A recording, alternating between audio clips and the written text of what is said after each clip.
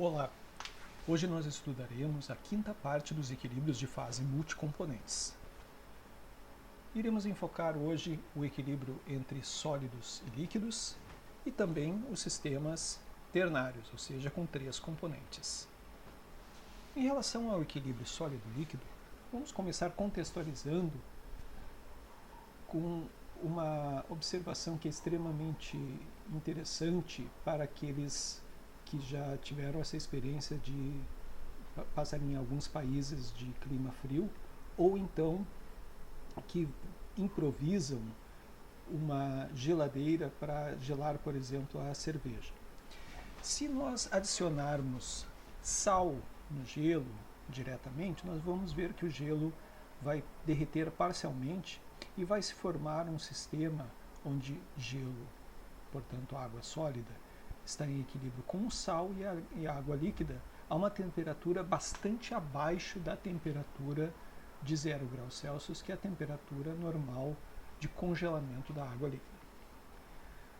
A adição do sal, então, serve para fazer um derretimento parcial do gelo e para liberar as estradas, por exemplo, quando há nevascas, ou então o congelamento das estradas devido às baixas temperaturas, ou então para fazer um sistema misturando gelo, água e sal, que leve a uma temperatura bastante abaixo de 0 graus, facilitando então o congelamento de bebidas.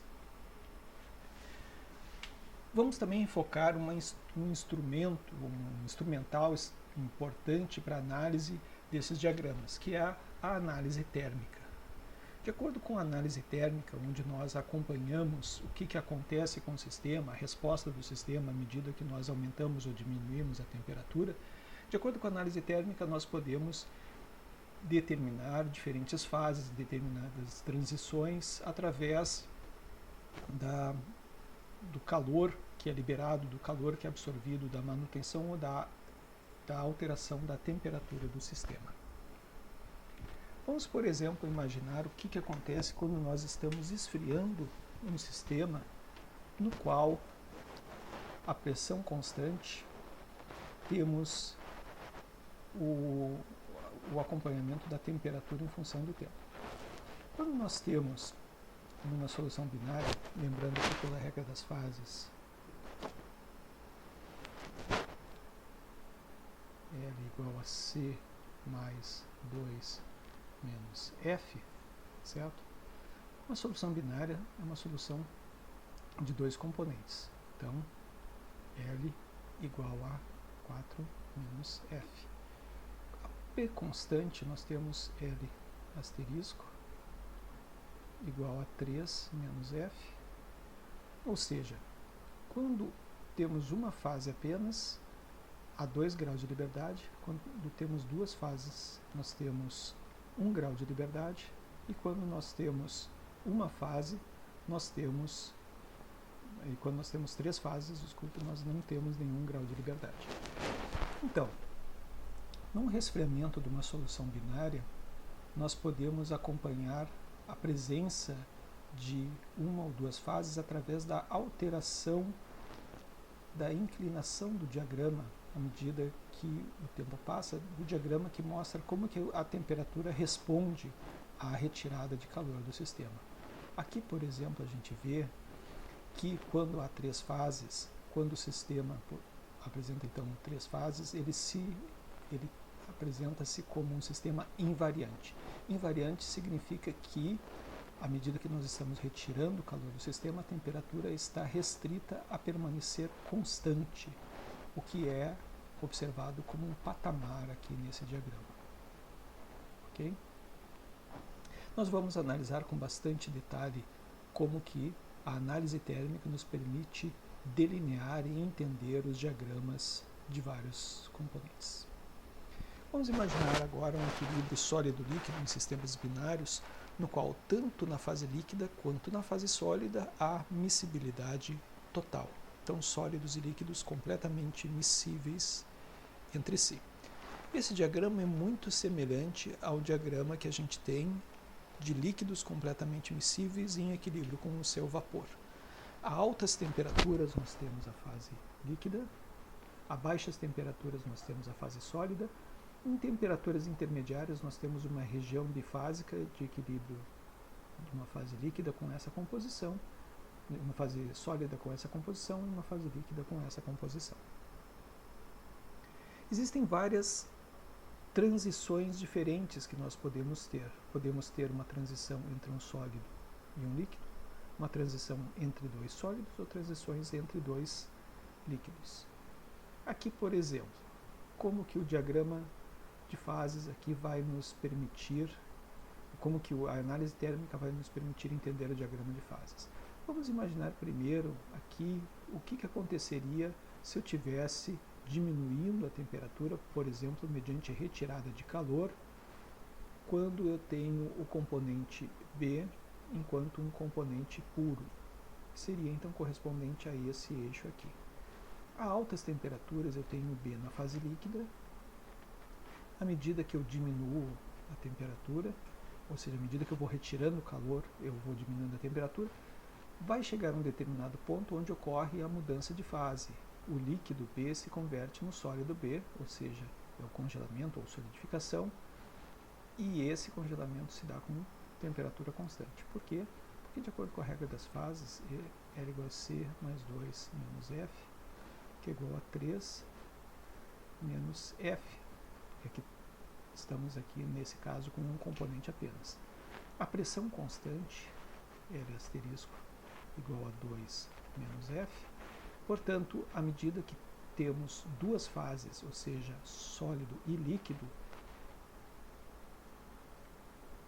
o número de graus de liberdade vai ser igual a zero, ou seja, a temperatura não pode se alterar. Diferente é o caso quando nós temos aqui uma mistura dos sólidos e dos líquidos aqui. Vamos começar com a mistura líquida a altas temperaturas, pelo ponto M aqui, que é resfriada. Essa mistura líquida resfriada, ao atingir essa temperatura T aqui, começa a solidificar. O primeiro sólido formado é o sólido S com essa composição, e à medida que a gente vai retirando o calor do sistema, a temperatura vai diminuindo e a composição da fase líquida segue essa curva e a composição da fase sólida é essa outra curva. A presença de duas fases aqui num sistema de dois componentes ainda tem um grau de liberdade, de modo que a temperatura pode se alterar, e ela vai se alterando ao longo dessa reta aqui. Então isso aqui corresponde a essa temperatura T, e esse aqui seria depois a temperatura no qual o sistema sai dessa região bifásica. À medida então que ele percorre esse ponto aqui, temos equilíbrio entre o líquido e o sólido. As quantidades são caracterizadas pela regra da alavanca, até que nesse ponto aqui nós temos a última quantidade de líquido presente, e a partir daqui, mais para baixo, todo o sistema se encontra na fase sólida. Assim como nós temos a destilação fracionada para a separação de misturas líquidas, nós também podemos ter a cristalização fracionada para a separação de misturas sólidas e líquidos miscíveis, como por exemplo aqui o sistema cobre-níquel, onde ao resfriar o sistema de uma mistura líquida, nós temos a formação de uma outra mistura líquida e de um sólido. Eles são separados e tratados separadamente, formando aqui nesse caso essa outra mistura líquida e esse outro sólido. A aplicação sucessiva dessas separações e cristalizações leva no final à formação de um dos sólidos puros e de outro na fase líquida, que depois é resfriado e solidificado. Então, os dois componentes, aqui no caso cobre e níquel, podem ser separados desta maneira. Porém, assim como no equilíbrio líquido-vapor, nós também podemos ter máximos ou mínimos na temperatura de fusão, assim como no caso do equilíbrio líquido-vapor, tínhamos máximos ou mínimos na temperatura de ebulição. Aqui, então, esse máximo ou esse mínimo, caracterizados aqui, são sólidos cuja composição na fase líquida e na fase sólida é igual. São sólidos bastante peculiares que nós depois, num diagrama um pouco mais completo, vamos também analisar. Agora, à medida que nós consideramos também a possibilidade de haver miscibilidade parcial ou immiscibilidade na fase sólida, nós podemos então ter mais do que um sólido, mais do que um líquido, e nós então temos equilíbrios um pouco mais complexos, equilíbrios trifásicos. Existem vários tipos de equilíbrios trifásicos, caracterizados, por exemplo, se um líquido está em equilíbrio com outro líquido e um sólido, ou se um líquido está em equilíbrio com dois sólidos, um sólido com outros dois sólidos, dois líquidos formando um sólido, um líquido mais um sólido formando outro sólido, ou dois sólidos em equilíbrio com um terceiro sólido. O mais importante aqui, que a gente vai analisar esse aqui, embora que a transformação eutética, embora a transformação peritética também possa cumprir um papel importante. Assim como nos sistemas líquido-vapor, nós também podemos analisar para sistema sólido-líquido a possibilidade da imiscibilidade ou da miscibilidade parcial na fase sólida. Então aqui, sólidos parcialmente miscíveis podem ser caracterizados por um diagrama de fases, onde nós temos aqui uma região de duas fases, o sólido 1 rico em A, o sólido 2 rico em B, a altas temperaturas o líquido. Aqui nós temos o equilíbrio entre o sólido 1 e o líquido, aqui o equilíbrio entre o sólido 2 e o líquido. Esse ponto aqui é um ponto interessante, porque é um ponto onde estão aqui em equilíbrio um líquido com uma determinada composição, e nessa temperatura nós temos também dois sólidos. Esse ponto aqui, o mínimo dessa curva de equilíbrio líquido-sólido, é chamado do ponto eutético, e vamos analisar com um pouco mais de detalhe. Em caso de sólidos imiscíveis, nós também temos um diagrama similar ao dos líquidos, do equilíbrio líquido-vapor. No caso aqui, nessa região nós temos o sólido A e o sólido B puros, a altas temperaturas o líquido, e aqui a região do equilíbrio entre o A e o líquido, e o sólido B e o líquido. Aqui então, comparativamente, nós temos os dois diagramas. Se eu começo aqui a altas temperaturas no ponto A, à medida que eu vou diminuindo a temperatura, no ponto B se forma o primeiro sólido, que é o sólido A puro. Depois, aqui na temperatura C, nós temos um sistema com três componentes, o sólido A, o sólido B e a mistura com a composição E, que é chamada mistura eutética. À medida que nós diminuímos aqui a temperatura, além da mistura eutética, essa mistura aqui, na verdade, vai desaparecer, formando então um sistema de duas fases, a fase do líquido A puro, do sólido A puro e do sólido B puro. Aqui nós temos então como que a análise térmica nos permite determinar os diagramas de fase. Nesse ponto P aqui, em direção ao B, nós temos o sistema constituído por o sólido B puro e aqui a temperatura de congelamento, solidificação do líquido B, caracterizada como um ponto invariante. Aqui vamos seguir aqui o ponto N. A altas temperaturas, então, nós temos uma mistura líquida que aqui, a partir dessa temperatura aqui, temperatura T, começa a formar o primeiro sólido, que é o sólido B em equilíbrio com a mistura líquida. A gente nota o ingresso nessa região de duas fases mediante uma pequena alteração na inclinação dessa curva da análise térmica. À medida, então, que o sistema que a gente retira calor do sistema, a temperatura vai diminuindo, a composição da mistura líquida segue essa curva aqui, e nós temos também o sólido B em equilíbrio. Até que nesse ponto N aqui, nós temos a presença de três fases, ou seja, até aqui nós tínhamos o líquido, uma mistura líquida e o sólido B em equilíbrio. A partir desse ponto aqui, quando a gente atinge essa temperatura θ aqui, nós temos a primeira formação do sólido A, então teremos três fases, A, E e B. O sólido A, o sólido B e a mistura líquida de composição E, composição eutética. Como nós temos três fases, o sistema é invariante e apresenta um patamar que é semelhante ao patamar que exibe uma substância pura. E um resfriamento posterior leva o sistema a uma região bifásica, onde nós temos sólido A e sólido B. Essa região aqui, esse ponto aqui é o ponto eutético, ele é bastante interessante, porque se nós começarmos aqui a uma alta temperatura exatamente na linha de composição eutética e formos diminuindo a temperatura, ao atingir esse ponto, o sistema ingressa numa região de três fases, num ponto de três fases, A, E e B, e a temperatura permanece constante.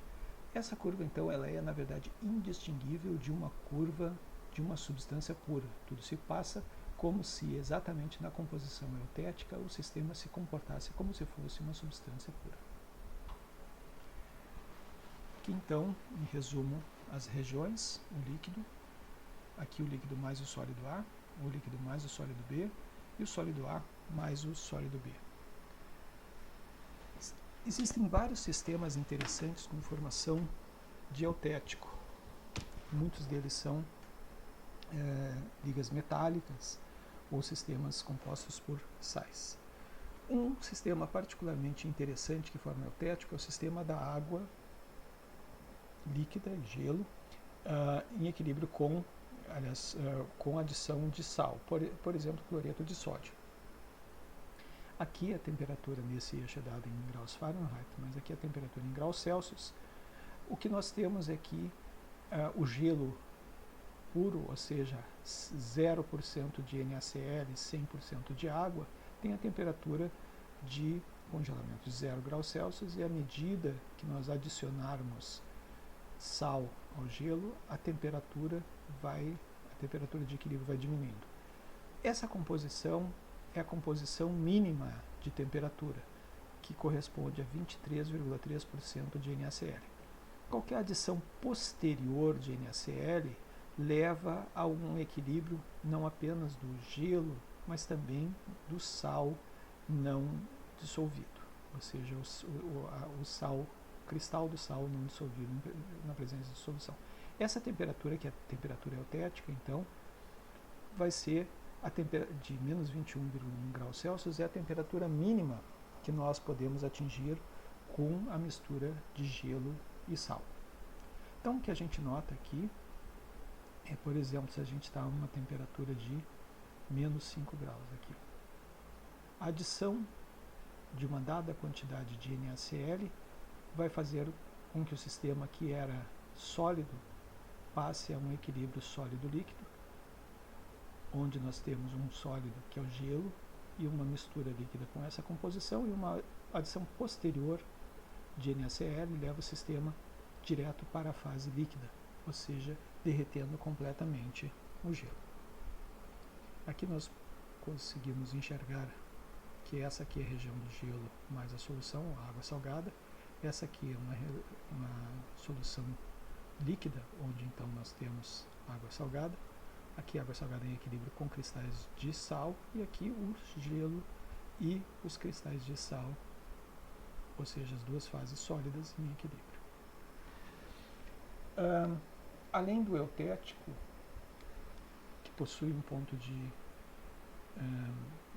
acordo com a análise térmica, um ponto de congelamento invariante, fixo, nós também podemos ter sistemas formando o que a gente chama de pontos de fusão congruentes, onde aqui, por exemplo, nós temos a possibilidade de termos uma mistura estequiométrica AB entre o componente A e o componente B. Essa mistura aqui vai fundir em equilíbrio com um líquido que tem a mesma composição, por isso que a gente chama de ponto de fusão congruente. Vários hidratos possuem pontos de fusão congruente, como por exemplo aqui o sistema água-cloreto de ferro. O interessante do sistema água-cloreto de ferro, onde nós temos vários hidratos. Aqui a gente tem a quantidade crescente de cloreto de ferro, aqui é água pura. Aqui o hidrato de 12 águas, 7 águas, 5 águas, 4 águas, com uma quantidade crescente de cloreto de ferro, uma quantidade decrescente de água. O interessante é que, se nós pegarmos a uma temperatura relativamente elevada aqui, mas não elevada demais, então cerca de 30 graus mais ou menos aqui, e formos adicionar cloreto férrico ao sistema, à medida que a adição prossegue, nós temos a formação primeiro do hidrato cloreto férrico com 12 águas. A adição posterior do cloreto férrico leva à formação de uma solução do sólido em equilíbrio com uma solução, com essa composição aqui, mais concentrada.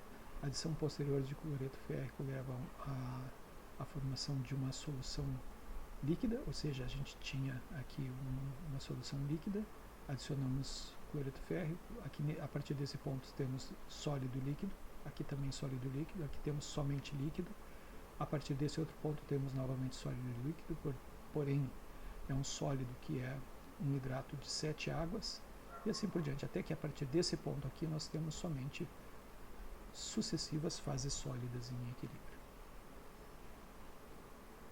Aqui, o sistema peritético, no ponto P, é um sistema no qual nós temos aqui então em equilíbrio, à medida que a gente desce aqui nesse ponto M, aqui nós temos a formação do primeiro sólido B, em equilíbrio com a mistura líquida. A redução de temperatura faz com que o sistema siga essa linha tracejada aqui, e nesse ponto N aqui nós temos 3 componentes, 3 fases. Esse ponto P aqui, a solução com esse ponto P, que é o ponto chamado peritético. Aqui nós temos a proporção estequiométrica AB, e aqui que é o sólido AB, e aqui o sólido B, e à medida que nós retirarmos calor do sistema aqui, a temperatura permanece constante, porque é um ponto invariante. Abaixo disso aqui, o sólido B desaparece e nós temos, nessa linha tracejada aqui, o equilíbrio entre uma mistura líquida, que agora tem essa composição, e o sólido AB.